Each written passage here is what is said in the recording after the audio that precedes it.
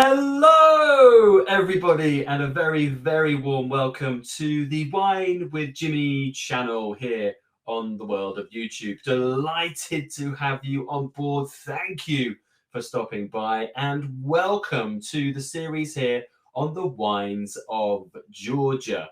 So this is a multi-part series, 17 videos, all free content on the world of YouTube. And we're here on part 5, looking at the grape growing of this wonderful country. Now, if you have any questions, if you have any comments, if you have any concerns, please do get in touch. You can comment on this video below. Make sure you click like and subscribe because it helps everybody involved. But I'd love to hear from you if you've been to Georgia, if you've experienced Georgian hospitality, gastronomy, wine, or maybe you've just tried Georgian wines in the country you may be watching this. It's really fun to get into Georgia, and that's what we're doing here. So we're going to look at viticulture. You can also use the social media if you like at the bottom of every slide if you are that way inclined. So let's talk about grape growing here in Georgia. Most of the vineyards today in Georgia are found on the plains rather than the slopes. But historically, vineyards were on slopes at fairly high altitudes where it was quite cold to ripen grapes. With the Soviet influence and occupation, the push was towards the flatter ground where mechanization was, of course, much easier. But many of the rural farmsteads and families try to preserve their own vineyards on the hillside zones. And there is a more recent push to find higher altitude sites due to the effect of climate change and global warming. Okay, so next up, a little bit around techniques employed in the vineyard, such as irrigation.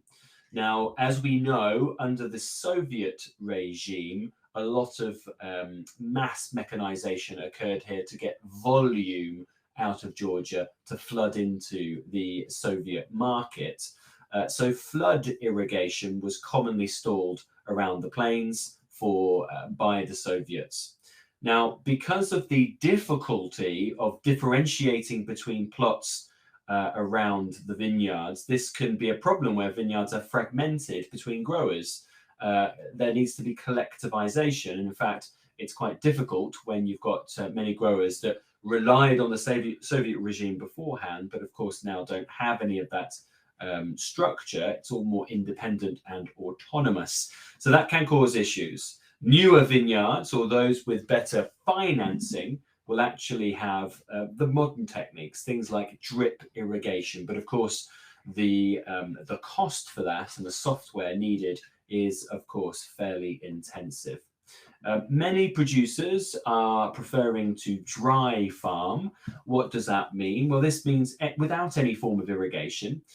Typically, if you are in an area where the geology allows for good water retention, it's possible for dry farm viticulture. It's something which is, of course, very much discussed in places like South Africa with the really good water retentive decomposed granite, for example. Similar here with soils which will maintain that water. Now, vineyard layouts can be very informal. Of course, there are larger production companies out in Georgia today where the vineyards are very much monoculture and structured. But generally speaking, vineyards are very informal. And that's majorly because many of the Georgian grape growers did not have any formal viticulture or winemaking training. So rows of vines were historically widely spaced for mechanization under the Soviets, and that continued, of course.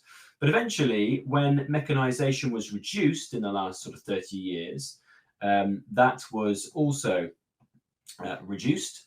But it's getting wider again to avoid water stress on the vines, which is becoming a greater thing. Drought and water stress is becoming a more common occurrence, certainly in places like Kakheti, for example. In western Georgia, so Imereti all the way to the Black Sea, there is, of course, greater humidity. So spacing is actually very important to maximize the airflow between the vines, and that reduces the disease pressure, which builds up when there's big, dense, thick canopy. So wider spacing, more aeration, and a thinner canopy is very important in that instance. Now, just a little bit about the vine training itself. The vine training systems, we have something called the maglari. That's what's at the bottom of the slide. Vines trained historically up trees. You can still see some of these in places like Meskheti. And today they are trained up these bamboo poles or wooden poles called olichnari, which I have identified here. You can see in this picture, which is kind of similar to a pergola, but generally a smaller form of that. And remember, pergolas, which are found in countries like Spain and Italy and Argentina, are employed for many reasons: to create a good canopy for maximizing sun interception, but majorly for airflow. So in places like Rías Baixas in Spain, where you can get lots of moisture and humidity, we have pergolas fairly well spaced out to produce better airflow to reduce disease pressure.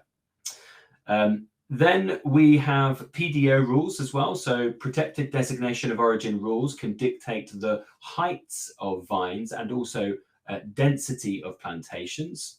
And there is something called the Georgian wallpaper as well, the single or double guillot, which is the cane pruned, which of course is the very classic replacement cane system, is what they call is the Georgian wallpaper. It has that kind of effect to it. Cordon pruning is less common, but does occur in Kartli and Western Georgia. And in many cases, there is the process of freestyle pruning, which may even be a mixture of cane and cordon in the same area and the same vine. This is particularly common amongst the family growers with no formal vine management training, so where they are adapting to their landscape and learning on the job.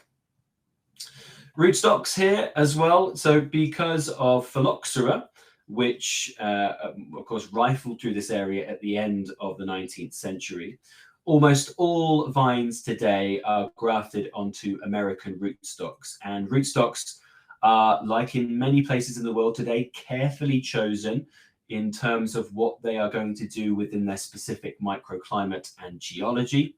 They often here are selected for their lime tolerance, given the prevalence of limestone across Georgian vineyards.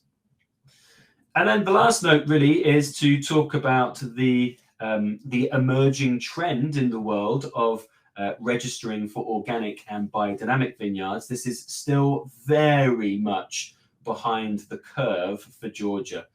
And that is majorly because of their big political issues in the past, including, of course, the Soviet occupation, where it really was not on that agenda at all. So there is a movement now towards organic and biodynamic viticulture, but it still only accounts combined for less than 1% of the vineyards that we find. And that was in Georgia in 2020. But it is increasing, and we are seeing more proactive in terms of organic and biodynamic. Remember, one of the big things about being registered and certified is that it's paperwork and it costs money. So that's always going to be a thing that's a little bit difficult for this emerging wine industry. The picture here is the Ruspiri Biodynamic Vineyard, which I have visited, which is a really cool place to go and taste some excellent wines with the Caucasus Mountains in the background that you can see. Okay, that brings me to the end of viticultural techniques within Georgia. Please do join me for the rather exciting next few slides, few parts rather, on the key grape varieties. We'll look at Ricatatelli and Saperavi, key white, key red, and then part 8 we'll go through some of the most important other grape varieties that one can find in Georgia. Once again, if you have any comments, questions or concerns, please do get in touch. You can do so by commenting on this video below. Click like, click subscribe as well. And please do let me know if you've experienced Georgia, if you've been to Tbilisi, if you've been to Kartli or Kakheti or the Black Sea area. You've been to wineries, the gastronomy. You've been at a wonderful Supra, and you've had a Tamada leads you through toasts. Anything like that, I'd love to hear about it, as well as the normal questions about winemaking and grape growing out here as well. Please look at the social media at the bottom of every slide as well. And if you find yourself in the United Kingdom, then please come and say hello for a class, a glass, or a bottle. I've been Jimmy Smith. Ciao for now. Bye-bye.